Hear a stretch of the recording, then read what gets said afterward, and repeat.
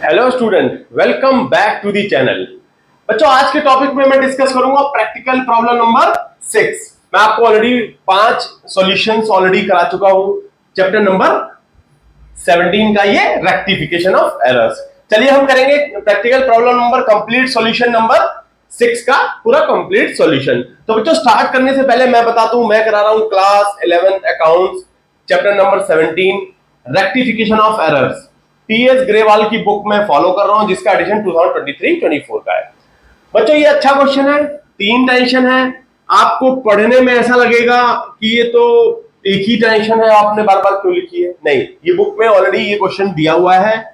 Practical problem number 6 पे जाएंगे, जिसका क्वेश्चन है रेक्टिफाई द फॉलोइंग एरर्स। कुछ गलतियां हैं इन तीनों में, आपको ढूंढना है। जनरल एंट्री में क्या गलती हुई है आपको समझना है, और उसको रेक्टिफाइड एंट्री आपको उसमें लिखनी है। तो बच्चों, एक एक करके समझेंगे, कंफ्यूज नहीं होना। देखने में बिल्कुल ऐसी लग रहा है sale to Gurman, sale to Gurman, sale to Gurman. मैं आपको कराऊंगा यहां पर एंट्री जो हुई है, और जो रेक्टिफाइड एंट्री बनेगी मैं आपको वो भी समझाऊंगा। बच्चों, बिल्कुल फोकस बना के रखिए और इसको पूरा देखो इस वीडियो को, ताकि आपको समझ में आए कि ये एक जैसी टेंशन नहीं है।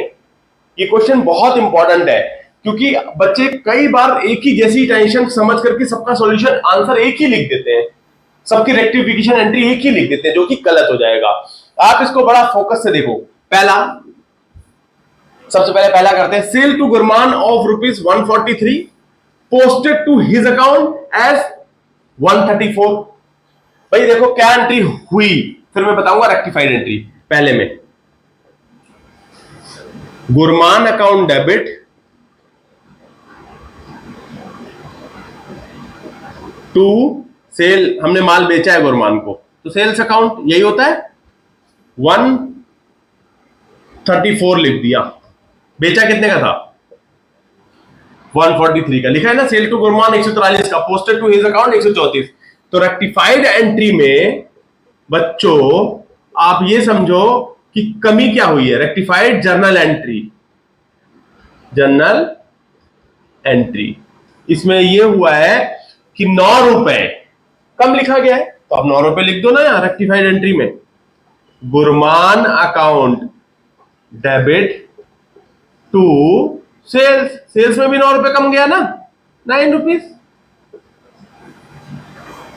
बिल्कुल देखो ना, sales to Gurman posted to his account as 134। बच्चों, एक चीज और भी है,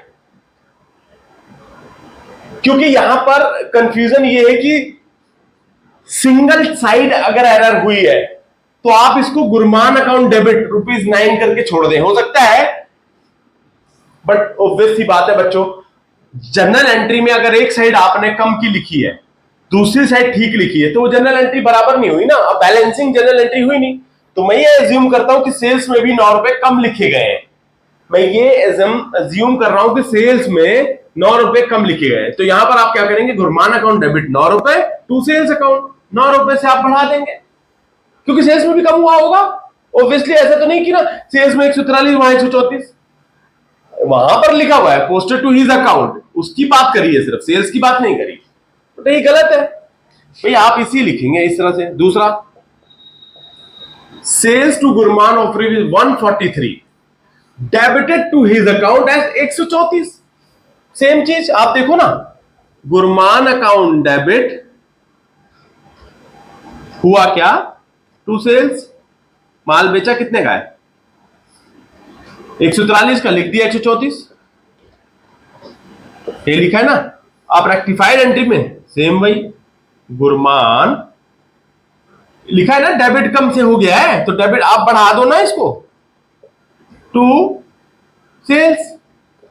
बच्चों देखो, लिखने का तरीका अलग था दोनों क्वेश्चन का, पहला दूसरा क्वेश्चन सेम है, लेकिन तरीका देखो अलग है। बताऊं क्यों?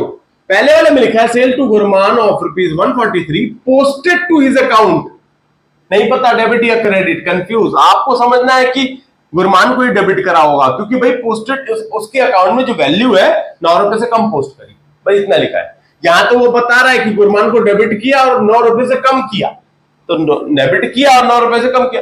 भाई यहां नहीं बता रहा है, यहां बता रहा है, लेकिन है entry same, rectified entry same बनेगी। आइए थर्ड की बात कर लेते हैं। ये ट्रिकी है थर्ड का, बहुत अच्छा है ये। देखिए, sales to Gurman of ₹143 credited to his account by ₹134। ये तो बड़ा चंबे वाली सवाल है, बिल्कुल ही अजीबो गरीब, एकदम अजीबो गरीब सवाल है ये। बच्चों देखो, सेल टू गुरमान, गुरमान को हमने सेल किया, तो क्या करा इन्होंने, क्रेडिट कर दी टू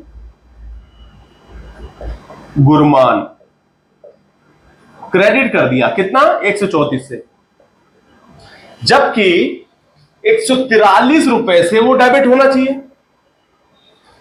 तो रेक्टिफाइड एंट्री आप सिंगल साइडेड लेंगे, इसमें ये देखते हुए इसको क्रेडिट को सबसे पहले ठीक करो, तो डेबिट करोगे 134 को, और जो एक्चुअल में डेबिट होना चाहिए वो भी डेबिट करोगे। तो इसका मतलब आप गुरमान के अकाउंट को, गुरमान अकाउंट को डेबिट करेंगे ₹277 से। समझ में आया? भाई देखो, ₹143 तो वैसे ही डेबिट करना है क्योंकि आपने माल बेचा है, लेकिन यहां गलती से क्रेडिट कर दिया 134, तो 134 प्लस 143 इज इक्वल टू 277। यहां पे गुरमान के अकाउंट को डेबिट कर देंगे ₹277 से।